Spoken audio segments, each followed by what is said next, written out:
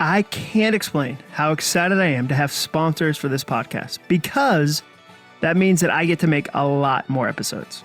So about 6 months ago, a friend of mine at Medi-Share reached out and said, hey, let's have a phone call and see if we're both cool. That's not exactly what her email said, but that was the gist.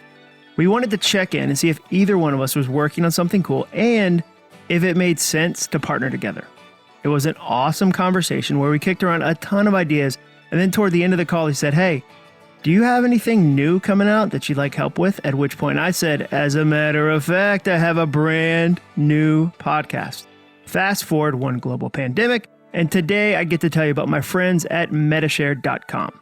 Now, we all know that healthcare costs are a challenge for most Americans. But what you may not know is that members of Medishare save up to 50% or more per month on their healthcare costs. You heard me right. Their monthly healthcare costs are cut in half just by switching to Medishare. The typical family saves up to $500 per month. Healthcare was one of the things that scared me the most when I decided to start my own business and work full-time for myself. Jenny used to joke, sort of, hey, John, make sure you don't get hurt out of network. We can't really afford that. You know you're in trouble when your healthcare plan is, hey, just try to be extra careful when you leave Nashville. If this is the first time you are hearing about Medishare, here's a quick summary. It is an affordable, ministry-based alternative to health insurance that allows members to share one another's medical bills, offers access to 900,000 plus healthcare providers, and has a proven 25-year track record. A quarter century of expertise is one of those things that helps you sleep a lot better at night. They have a huge community of over 400,000 members nationwide that is there for you when you need it the most. If you are a mom, a dad, a small business owner, a single adult, or a senior, Medishare has an affordable healthcare option that will work for your budget. Medishare is not insurance, and their members say it's better. I agree. Now, if you want to start saving hundreds of dollars per month, you need to take a look at Medishare. It only takes 2 minutes to see how much you could save. Healthcare can be a confusing, scary, isolating, and expensive experience, but it doesn't have to be. Check out Medishare today. To quickly see your savings with Medishare, text JOHN, that's Jon, to 474747. There's no H in John. I just want to point that out again. It's text JON to 474747. JON to 474747. And huge thank you to Medishare for being my very first podcast sponsor. That means the world to me. Hey everyone, and welcome to the All It Takes Is a Goal podcast. I'm your host, Jon Acuff, and I love goals. Why? Because a goal is the fastest path between where you are today and where you want to be tomorrow. And best of all, finishing a goal feels amazing. You will never forget the first time you hold a book you finish writing. You will never forget the moment you cross the finish line of a 5K race. You'll never forget when someone pays you to do something you love doing. I still remember the first time I got paid to do a public speaking gig. I was blown away. I couldn't believe that this was a thing. I thought, okay, I'm going to do a lot more of this. This is awesome. That's why restaurants have their first dollar bill framed behind the cash register. They did it. They finished. It's not that it was a ton of money. It was that this is the first one. We did it. I want that feeling for you. I want you to have that moment. I want to help you cross the finish line of whatever goal you care about, because the future belongs to finishers. That's why I'm doing this podcast. In today's episode, I'm going to teach you how to come up with a best-selling idea. This episode is going to be perfect for you if your goal is to have a side hustle, start a business, write a book, launch a new product at a big company, build a platform, grow your social media influence, or any type of goal that requires you to create something that lots of people love. I'd even say this simple technique I'm going to teach you would help you find a new job or change careers. It took me years to figure this out, but I think it's the kind of thing you can learn in a matter of minutes today. I wish I'd known how to do this back in 2001. That's the year I started my first blog. It was a music blog called sweetraymond.com, and I started it with my good friend Billy Ivy. He's one of my favorite writers in the world and will definitely be on this podcast. You might have seen his work before. He does napkinisms on Instagram. You can check him out. He's Wrivey on Instagram. So Wrivey. Now, this was 20 years ago that he and I started this website. This was before WordPress and before blogging was really even a thing. You had to use Dreamweaver, which was pretty clunky. And we didn't have a strategy or a business plan for the website, but you know what we did have? We had merch. I ordered t-shirts and about 1 billion stickers for our website. I still have a ton of them in my garage. That's my favorite thing to do when I have just a mild idea. Just the smallest little faintest idea. I'm like, I better get some merch.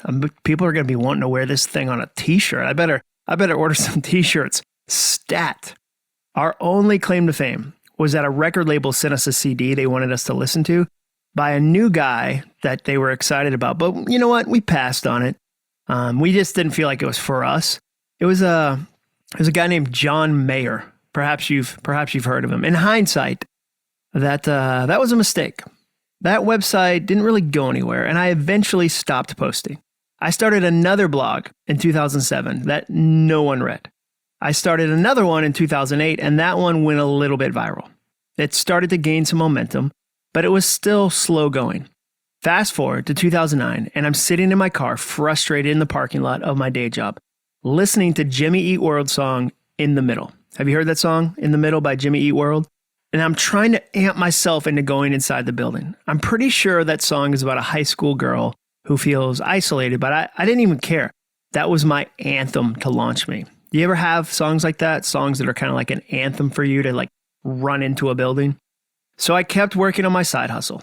I'd get up at 5 a.m. before work. I'd blog, I'd tweet. I'd do as much as I could before the day started. And I started to get some paid speaking gigs, which, like I said, was amazing. I'd use vacation days to fly to Oklahoma or California or really anywhere that someone would pay me money for speaking on stage. As I continued to grow my blog, I started to get attention from publishers. I was eventually able to turn my blog into a book deal. I got paid $30,000 for that book. That is unbelievable. The funny thing is that people started to ask me if I was going to quit my job now that I'd made it. After taxes and my literary agent's fee, I made about $13,000 on that book deal. Imagine if I won a $13,000 lottery. No one would say, whoa, Daddy Warbucks, now that you've got all this bread, you moving to Mexico? Just going to retire in Cabo San Lucas? Maybe do a little sport fishing? You can't even get into a Kia Rio for $13,000. MSRP on those, by the way, is $15,850 if you're in the market. In 2013, after a dozen years of working on my side hustle, I quit my job and started my own business. In order to do that, I had to get a lot better at creating best-selling ideas. Whether it was in a book, a speech, a consulting contract with a client, it didn't matter. What mattered was that I figured out a way to create something that a lot of people would like. How do I do that? I use 3 circles. Everything I do comes back to an incredibly simple Venn diagram. If you want to create a best-selling idea, the first thing you need is a personal passion. You need an idea that you are personally connected to at a real level. It's really hard to get someone excited about an idea if you're not excited about it first. That was the first thing I looked for when it came time to write my latest book. I looked at hundreds of different ideas, and the one I kept coming back to was overthinking. I'm an overthinker. For instance, if you invite me to a new restaurant, do you know the first thing I'm going to think about? The parking. I won't ask you about the menu. I won't ask you about the chef, the ambiance, the location. First and foremost, in my mind, will be overthinking the parking lot. What are we looking at here? Is there a valet? Is it street parking? How wide is the street? Is it a narrow street, big street, cobblestone? What kind of street? Is it one of those hipster restaurants that seats 50 people and their parking lot holds 3 cars? Should we ride bikes? Is there a parking deck, a garage? I'll have 1,000 questions about the parking as if I've been denied entry to every restaurant I've ever tried to visit. I'm so sorry that I missed that dinner. They wouldn't let me park. There wasn't a single space in the entire city. I'm an overthinker. That's not a topic to me. That's an obstacle I've wrestled with for 45 years. And I've learned some things. I kind of glazed over this in the intro to this story, but things dramatically shifted for me in 2008 when I discovered a way to turn my overthinking from a super problem into a superpower. I go into that in greater detail in the book. It's called Soundtracks. But first, you have to find an idea that you have a deep passion for. That's the first thing you do. Think about the best businesses you've ever experienced, or the best books you've ever read, or even the best coworker you've ever worked with. I guarantee that there was a personal passion at play. If you're bored with the idea, why should anyone else be excited about it? The second circle you need is exactly that. You need. You have to make sure that other people need that idea too, not just you. What do the people in your community really need? What are they talking about? What are they posting about? What are they complaining about? What are they excited about? There are about 1 million ways you can get information to discover what people need. Let's take a product as an example. If you were going to say, start making knives, that's a pretty popular thing right now. Let's say that was your passion. You were going to get a bunch of Damascus steel, build a small forge in your backyard, and start doing custom knives as a side hustle. You know what I would do? I would follow a bunch of people who are already doing that. I would find 5 people on Instagram who are selling the types of knives you want to make. And I would read all those comments. What are people always excited about? What do they keep asking that knife maker to create? What new products are they clamoring about? And then I'd go to Amazon and read a bunch of 1-star reviews from people who bought a knife and were disappointed. For instance, I found this one. It said, the images shown in the product description are taken to make the knife look way bigger than it actually is. So don't believe the image. The images shown lowered this review by 1/2 a star. That's a serious review when the guy is telling you why each 1/2 a star got removed. The next 1/2 a star loss went to the quality of the grind on the blade. I say grind because it was apparently sharpened on a grind wheel found in an archaeological dig from the Dark Ages. The edge looks like an S. I've been sharpening knives for over 40 years by hand. It took me over an hour to get a straight edge on this straight blade. That should have been the easiest grind at the factory. It also required the loss of a substantial amount of steel at the edge, and this is my favorite part of the review. This is truck stop knife quality at about a 600 to 700% markup. I'm going to start saying things like, what is this, a truck stop knife? Come on, get out of here. It makes you sound like you know about knives. I know next to nothing about knives, except that every few years I think to myself, should I learn how to throw knives? I never do, but it's definitely one of those weird goals that I occasionally toy with. I'm by no means a knife expert, but from reading just one bad review, I've already learned a lot about what knife owners care about, what their needs are. Number 1, don't make the images deceptive. When you post a product, make sure the images are accurate. Number 2, make sure the edge grind is high quality. Number 3, price it fairly. Those are all needs. You have to make sure someone needs what you're trying to create before you create it. What I've learned over the years is that it's a lot better to meet a need than it is to invent a need. Ooh, put that on a bumper sticker. It's better to meet a need than invent a need. It's so expensive and time consuming to try to create a need out of thin air. It's a lot better to figure out what people need, and then this is the crazy part, to offer that to them.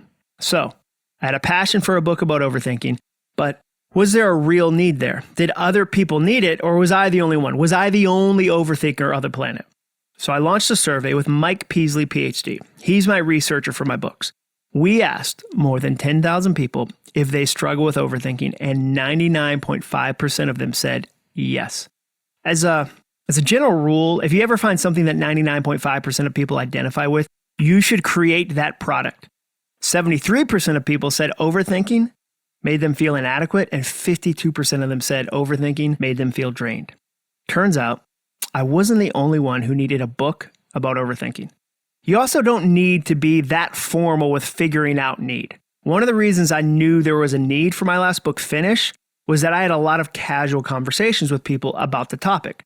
I wrote a book called Start a few years ago. This is going to surprise you. It was about starting goals. And readers began to come up to me and say things like, I liked your book Start, but starting is easy. I can start 1 million things tomorrow. How do I finish?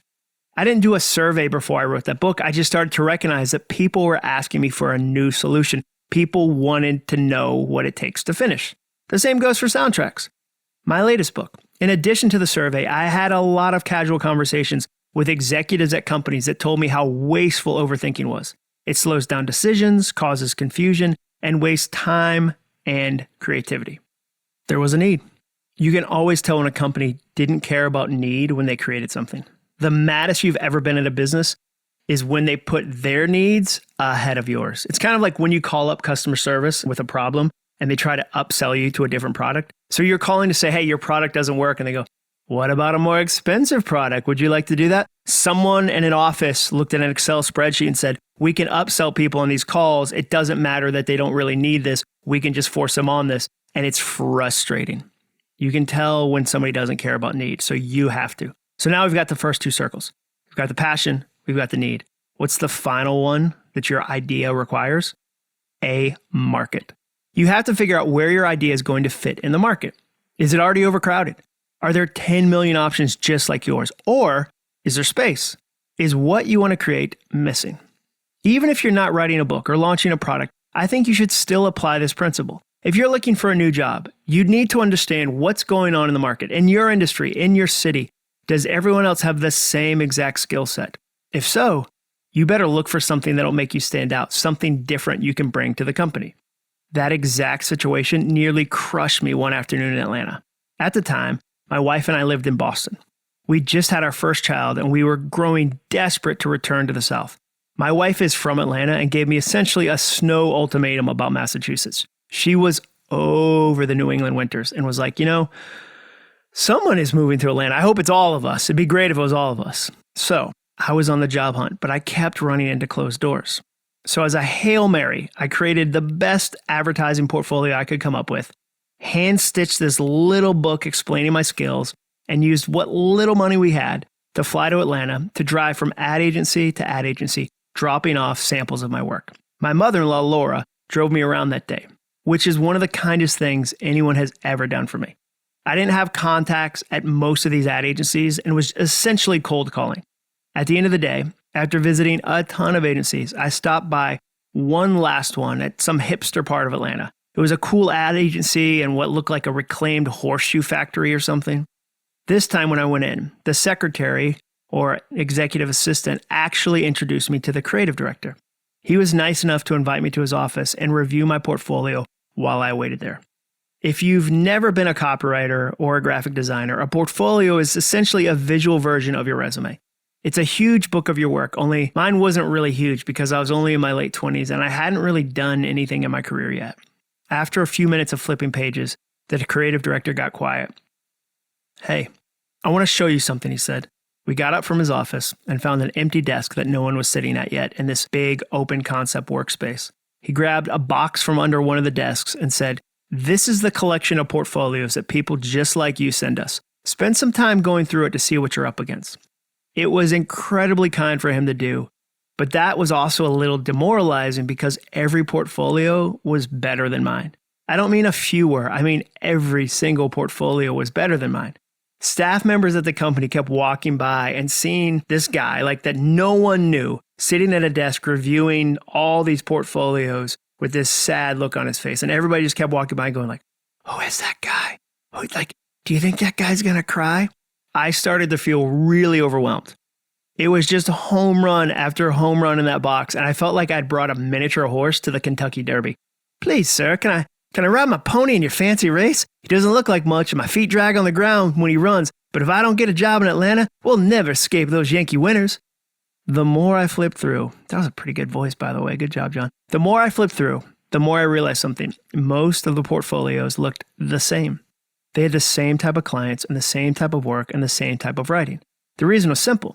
There were two amazing advertising schools in Atlanta, one of which was actually called the Portfolio Center. I was never going to out-portfolio a place called the Portfolio Center. They were sending waves of graduates out into the Atlanta marketplace. The market was too full. If I really wanted a new job in Atlanta, I was going to need a different approach. Once I knew that, I could focus on something different. Instead of trying to just create the most amazing portfolio, I started focusing on headhunters and relationships, which is how I found my job at the Home Depot headquarters. Is the market full? The thing you're trying to do right now, is the market full or is there some space?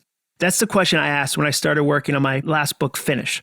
When I went to Amazon and searched the word finish, do you know what came up first? Pages and pages and pages of dishwasher detergent. There weren't many people talking about finishing goals.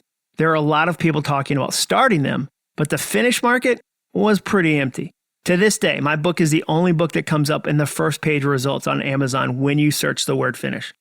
The caveat I'd say to the market angle is that you shouldn't quit just because you run into a lot of competitors.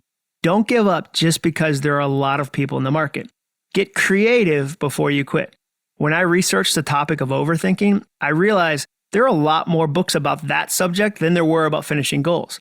There are pages and pages of results about that on Amazon. The market appeared full, which meant I needed to figure out if I had something to offer that wasn't being offered yet. I studied the other books and I realized a few things. Number one, a lot of them are written from a stop overthinking perspective. Number two, a lot of them aren't funny at all. Number three, a lot of them don't have practical steps or research. There are some great options out there. Don't get me wrong. Jenny Allen's excellent Get Out of Your Head is one that immediately comes to mind. That book has helped so many people. She's an amazing writer. But I realized, okay, I'm going to need to get creative to create something fresh. So I decided that my book soundtracks would be written from the perspective of turning overthinking from a super problem into a superpower. It wouldn't be about stopping overthinking. Why would I ever turn off this amazing thinking machine that I'd spent years honing? Wouldn't it be better to just find positive things to feed it with instead of negative things? Like, imagine if I just ran it with a better fuel to make it, in essence, something that actually helped me. Could I make my overthinking work for me versus against me? I also decided that my book would be hilarious. I learned that lesson years ago with public speaking. There are so many serious business speakers, but that's not who I am. And I subscribe to the Chris Rock theory that there are some things people won't listen to unless they are laughing at the same time. I was going to take a funny look at overthinking. Finally, I decided that my book would be chock full of actions and research. I wasn't just going to say, hey, here are a few things that I hope might work. I was going to say, Mike Peasley, PhD, and I tested these specific ideas and actions with thousands of people. Here's what worked. So don't get discouraged if you check the market and you feel like your idea has already been done a million times before. Take that as an invitation to creativity, not a call to quit. If this was a visual, I would draw those three circles as a Venn diagram for you because the center is where you'll find a best-selling product. Passion, need, and market. You need all three. What happens if you only have two? Okay, let's pretend you find a passion. There's something you're really excited about. Then you find a need. It seems that people in your audience actually need this thing. Wow, you've got need and passion, but then you go check the market and it's already oversaturated. Like, there's not even a way for you to get more creative. Do you know what you have then? You don't have a best-selling idea. You have a cake pop. If you told me today, you said, John, got this crazy idea. I'm going to open up a store that sells cake pops. They're like miniature cakes, but here's the twist. They're on a stick. Whole bakery is just going to make cake pops, going to name it What's Poppin'. If you told me that, I'd tell you, I love that idea. I love your passion. It's just, how do I say this? You're 10 years too late. We already have cake pops. By the time an item is mass produced and in a Starbucks, you're too late. The market is too full. But if you have passion and you study the market and you realize, whoa, no one is serving this exact thing. Like, the market has space, but then you discover no one needs it. What you have, which you have passion and a market but no need, is you have a hobby. And hobbies are awesome. I love hobbies. But if you said, John, I'm going to start making sweaters for albino ferrets in the low country of South Carolina, and no one in the market is doing that right now, I'd say that's true. No one is currently serving the albino ferret community in South Carolina, but that's really only because there isn't one. That need doesn't exist. You have a hobby, and should 100% keep making as many sweaters as you can for albino ferrets, don't get me wrong, but you don't have a best-selling idea. You have a hobby. Make as many sweaters as you want. Just don't confuse that hobby with a best-selling idea. Last combo, what if you identify a need and you find a huge hole in the market, but you don't have any passion? You're not passionately connected to this idea. That's called a day job. You might make some money because there is a need. You might be somewhat successful because there is a market, but it won't be any fun. And you're likely to quit before it really builds momentum because your heart just isn't in it. Best-selling ideas always have some element of all three of those things. Someone is passionately connected to the idea. Someone needs the idea. And the market is ready for the idea. The next time you sit down to apply for a job, launch a product, give a speech, write a book, or create anything that you want to be successful, start with those three circles. And if you ever find yourself tempted to overthink anything in your life, check out my new book, Soundtracks. You can pre-order a copy in the show notes. Thanks for listening today. If you liked this episode, please review it and subscribe so that you don't miss any more. See you next week. And remember, all it takes is a goal.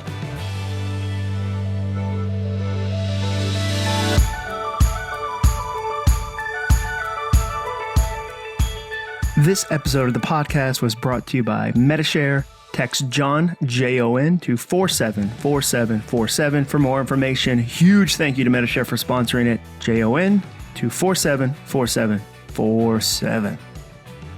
Thanks for listening.